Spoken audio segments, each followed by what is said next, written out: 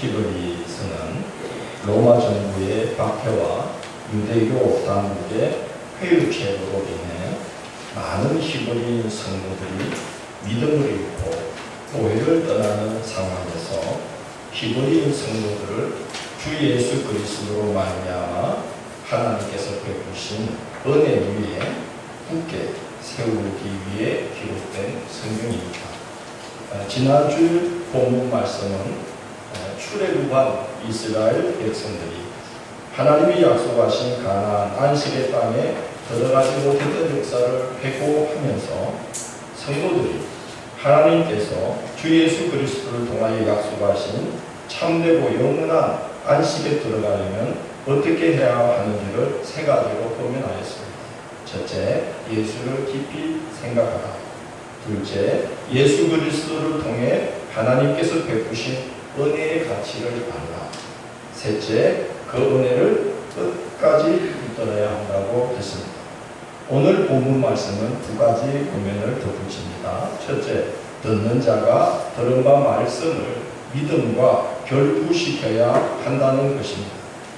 하나님께서 약속하신 말씀일지라도 그 약속이 성취되기 위해서는 말씀을 들을 때에 믿음으로 반응해야 합니다. 하나님은 출애굽한 이스라엘 백성들에게 약속하셨습니다. 내가 아브라함과 이삭과 야곱과 맺었던 약을 기억하여 너희들을 적과 꿀이 흐르는 가나안 땅에 인도할 것이며 너희가 건축하지 아니한 집을 얻고 너희가 파지 아니한 우물의 물을 마시게 할 것이며 너희가 심지 아니한 포도나무와 감람나무의 열매를 묻게 할 것이다. 그러나 출애굽 첫 세대들은 그 복을 누리지 못하고 여호수아와 갈렙 외에는 다 광야에서 죽었습니다. 하나님의 약속을 받고도 왜 그렇게 되었겠습니까? 사람이 약속했다면 못 지킬 수도 있습니다. 사람은 마음이 변하기도 하고 마음은 굴뚝 같아도 능력이 못 미칠 수 있기 때문에 약속을 못 지킬 수도 있습니다. 그러나 약속하신 분이 하나님이십니다.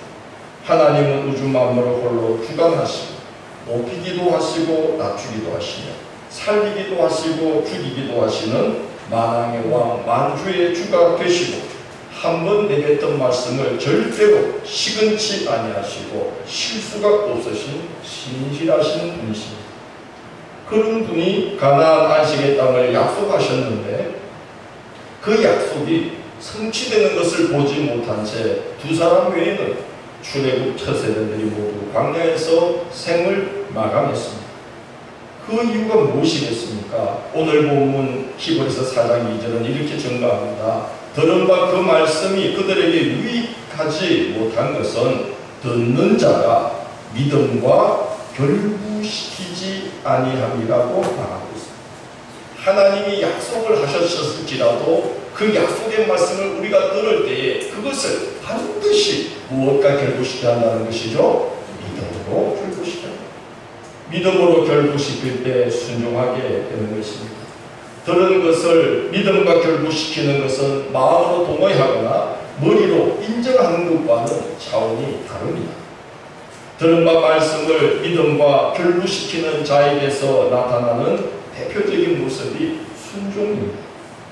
여호수아와 그 시대 백성들이 가나안으로 들어가 여리고성을 마주대했을 때에 하나님은 이해하기 힘든 명령을 하셨습니다. 뭘 행하라고 하셨지요? 할례를 행하라고 하셨습니다.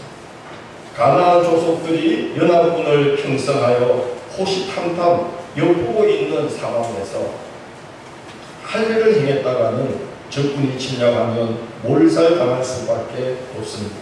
그렇지만 이스라엘은 순종합니다. 들은 바 말씀을 믿음과 대답을 해줘요. 들은 바 말씀을 믿음과 결부시킵니다. 하나님의 뜻이 뭔지는 알지 못하지만 하나님이 하라고 하셨습니다. 명령하신 분이 하나님이시니까 믿고 할례를 행하는 거예요. 그러자 놀랍게 하나님의 뜻이 드러났습니다. 바로 그 자리가, 할례를 행하는 그 자리가 애굽의 수치스러운 역사를 완전히 굴러가게 만드시고 이제 부끄러운 역사가 아니라 가나안의 새로운 역사로 들어가게 하시며 큰 변화의 분기점이 되도록 그 축복해 주셨습니다.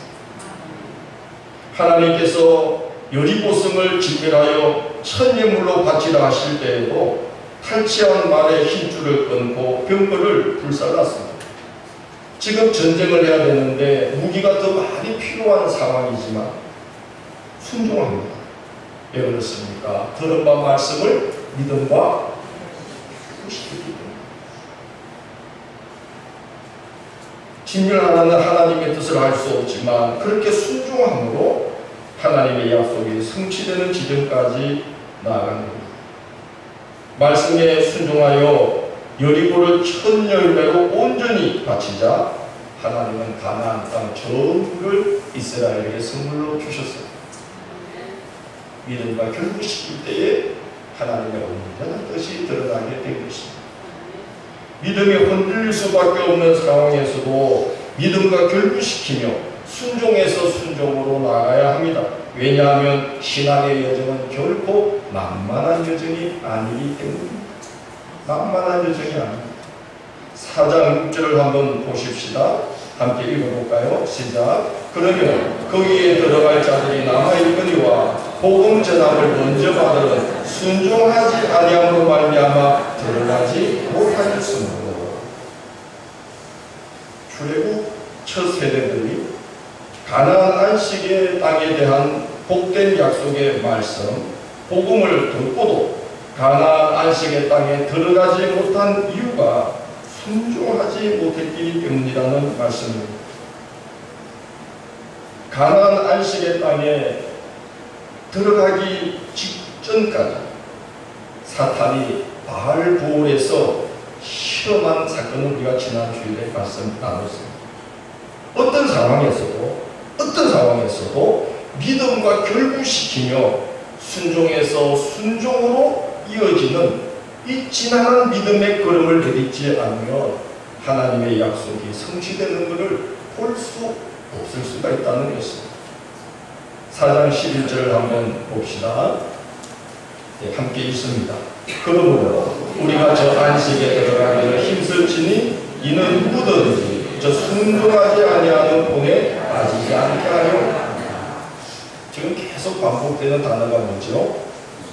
순종. 믿음과 결부시킬 때 나타나는 대표적인 모습이 뭐라는 거예요? 순종이라는 거예요. 그리고 이 믿음의 길은 걸음으로 들은 바 말씀을 믿음과 결부시키면서 한 걸음 순종하기 힘든 때에도 믿고 순종하며 걸을 때에만 하나님의 약속이 성취되는 자리에 이룰 수 있다는 말씀을 하고 있는 것입니다.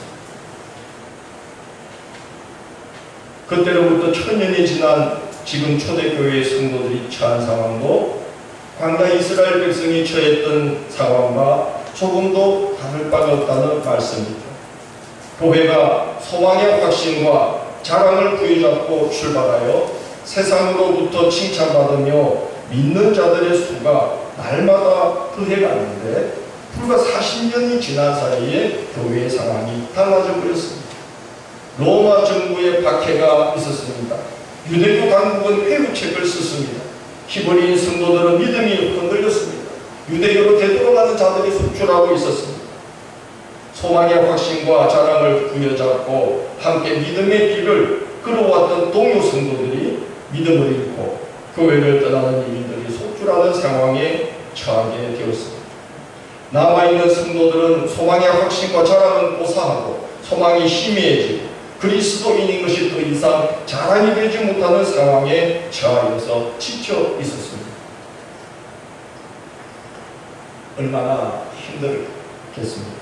그래, 얼마나 힘들겠노? 그래, 시대 상황에 맞게, 시대에 맞게 살살 한 걸음씩이라도 내디디라.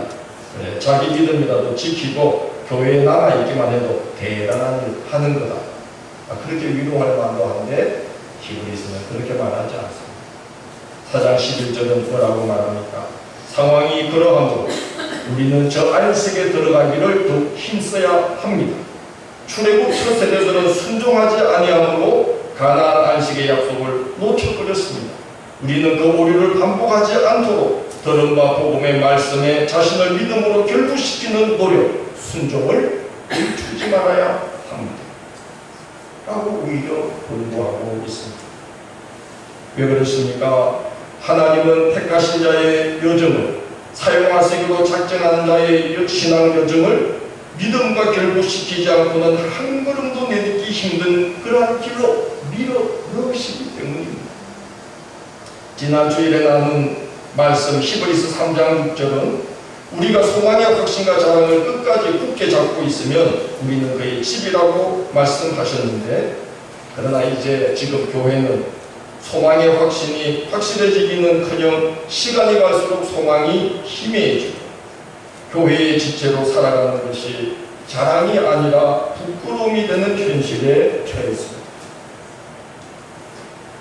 하나님이 그런 상황으로 몰아넣고 있는 것이죠. 기도라는 책에서 리차드 포스터는 이런 말을 합니다.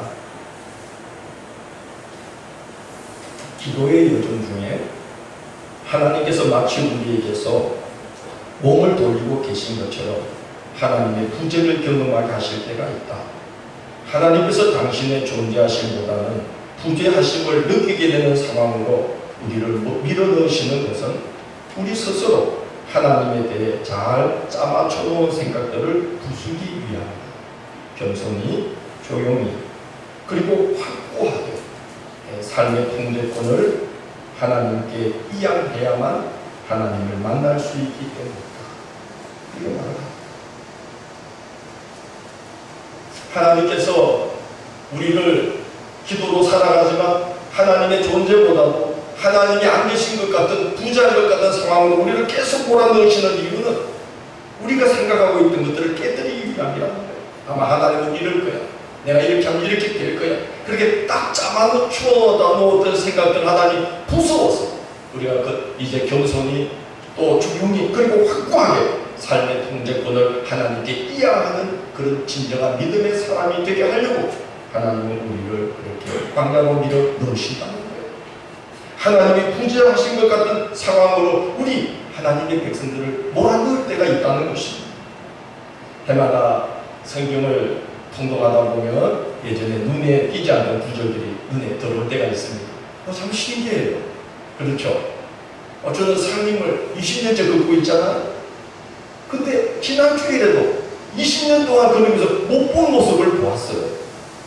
성경도 그런 것 같습니다. 이번에는 성경 통독을 하면서 시편 72편, 20절이 새롭게 아주 눈에 탁 띄었어요.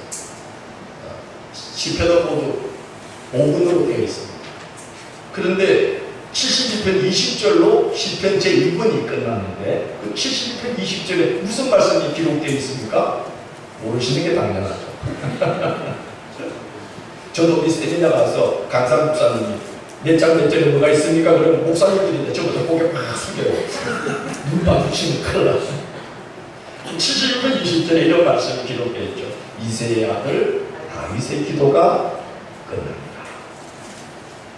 이게 이번에 모아놨습니다.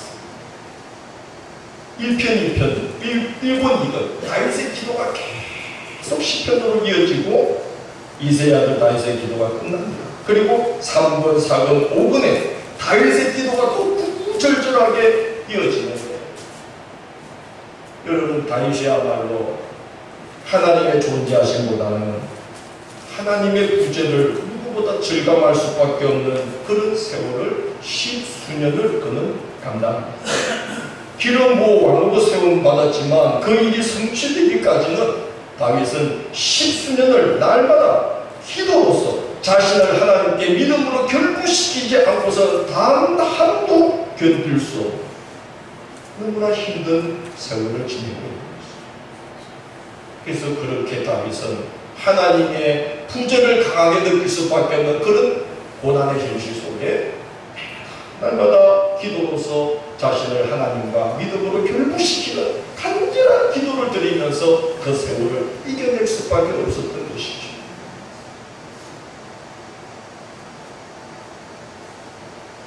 마르틴 루터는 천국은 무릎으로 올라간다라고 했습니다. 함께 볼까요? 천국은 무릎으로 올라가는 것입니다. 하나님과 자신을 믿음으로 결부시키는 부단한 기도가 아니고서는 하나님을 만날 수 없다는 말씀이겠죠. 그래서 오늘 읽은 구약성경 에스겔 36장 37절 38절에서 하나님은 기도를 요청하십니다. 하나님께서 이스라엘을 향한 회복의 복된 계획을 다 말씀해 놓고서 그 복된 계획이 너희 앞에 있다고 말씀하고서 말씀하시기를 그래도 이스라엘 족속이 이같이 자기들에게 이루어 주기를 내게 구하여야 할지라고 말씀합니다. 무슨 말씀입니까? 약속이 성취되는 날을 보면 수많은 일들을 겪어야 하고 소망을 갖기 힘든 상황들을 계속해서 통과해야 되기 때문에 그 회복의 날을 보려면 너희들이 끊임없이 무엇으로서? 기도로서 너희들을 믿음과 결부시키지 않고서는 그 약속의 날을 볼 수가 없다는 말씀을 하고 있는 것입니다. 그래서 믿음의 사람들은 기도를 통해서 우리 자신을 하나님과 믿음으로 결부시키는 그런 하루하루를 반드시 살아가야만 하는 것입니다. 왜냐하면 하나님은 우리를 때로 하나님의 존재하심보다 하나님의 부재하심을 강하게 느낄 수밖에 없는 상황으로 우리를 몰아넣으신다 하는 것입니다. 오늘 본문 말씀의 마지막 보면은 하나님의 말씀을 붙들고 말씀을 하고 있습니다. 히브리서 4장 12절 13절을 봅니다. 공부합니다.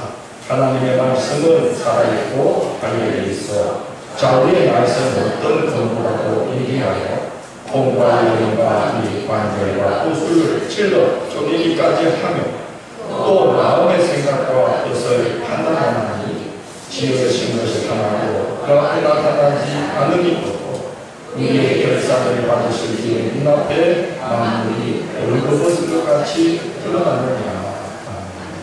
자, 하나님의 말씀을 뭘로 비하고 있습니까? 좌우의 말씀.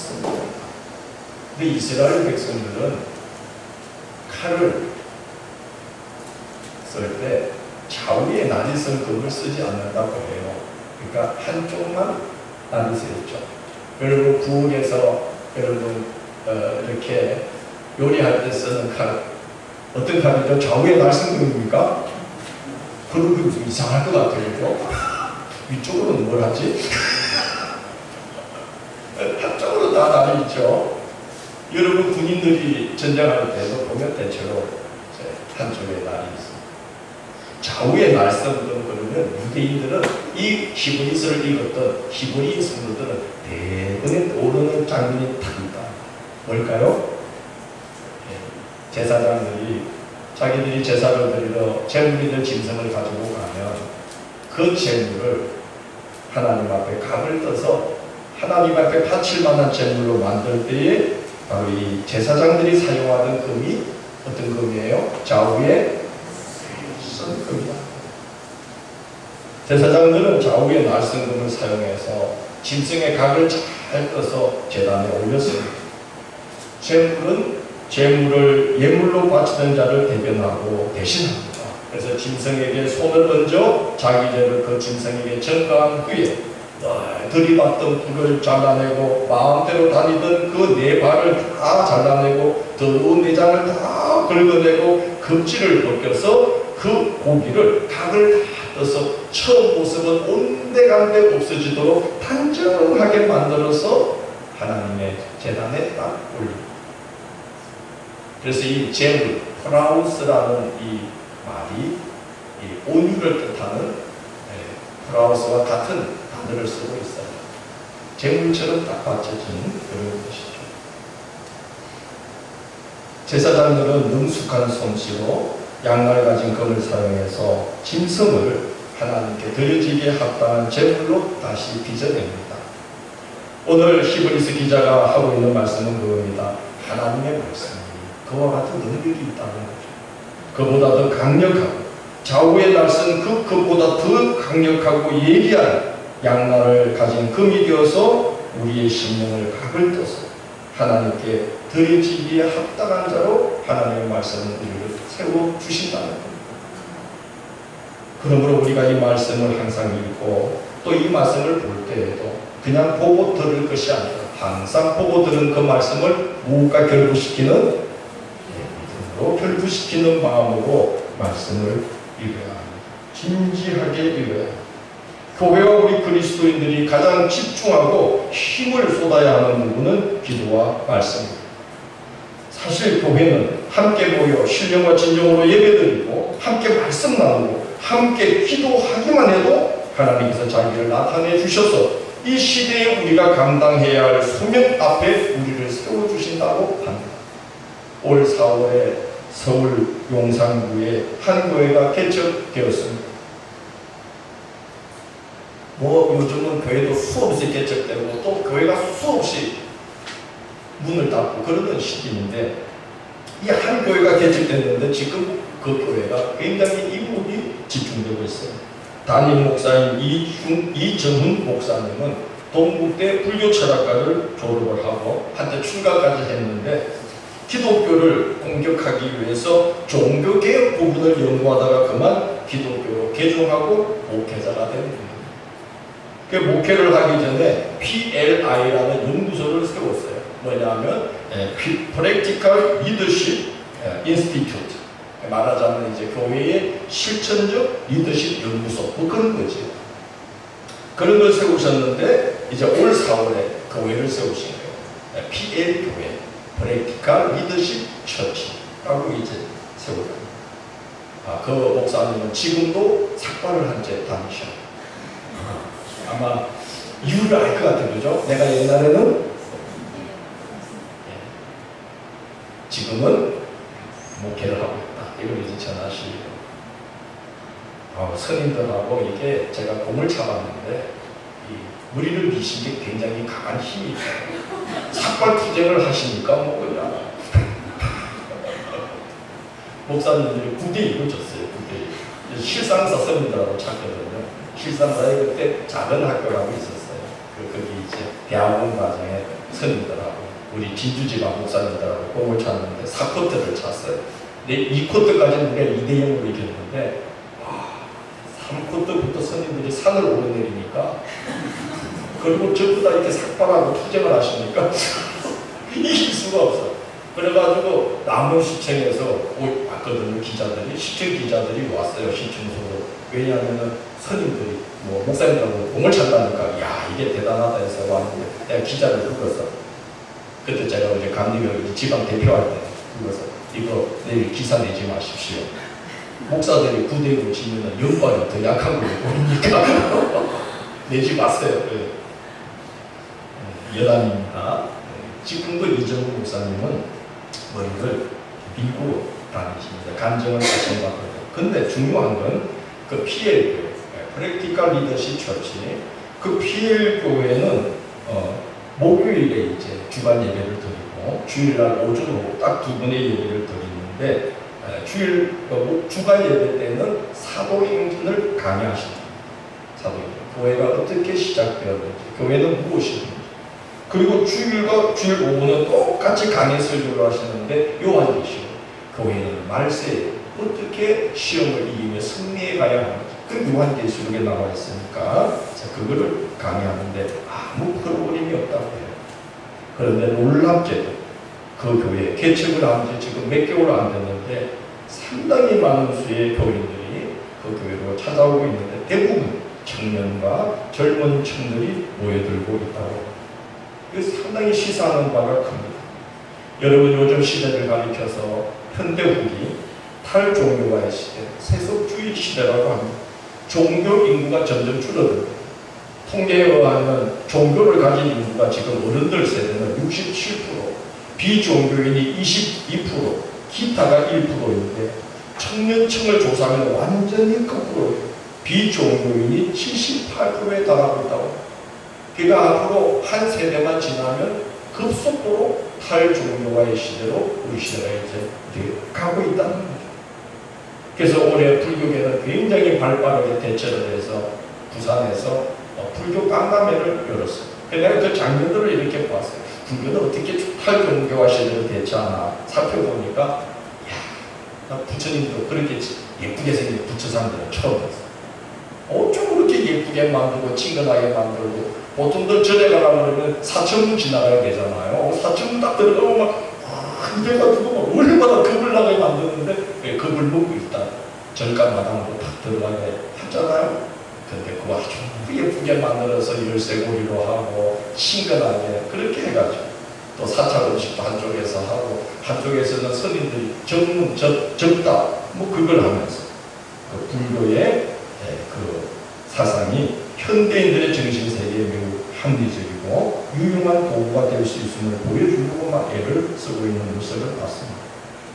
천주교도 탈정도 시대와 관련된 세미나를 개최해서 일반인들이 천주교에 관심을 갖도록 하고 신도들도 자신들이 지금 어떤 시대의 신앙을 길을 걷고 있는지를 조명해 보도록 그렇게 많은 노력들을 기울이고 있습니다.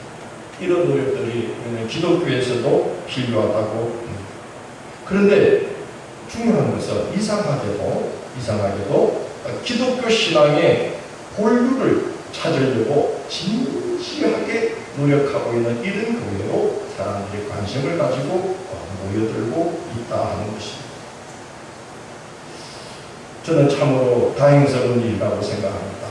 이 혼란한 시대에 어떻게 사는 것이 구원의 길인지를 교회가 공동체적으로 성경 말씀 속에서 진지하게 찾고 있는 이런 모습들을 사람들이 찾고 있었다.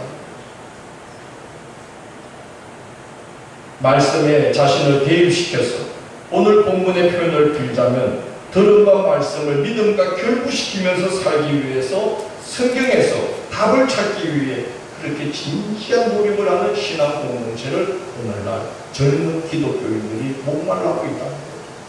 그래서 말씀의 오아시스가 되는 교회를 갈망하고 있는 젊은이들이 꽤 많이 있다는 것을 그 일이 우리에게 보여주고 있다고 생각합니다. 말씀이 그만큼 중요하다는 말씀입니다.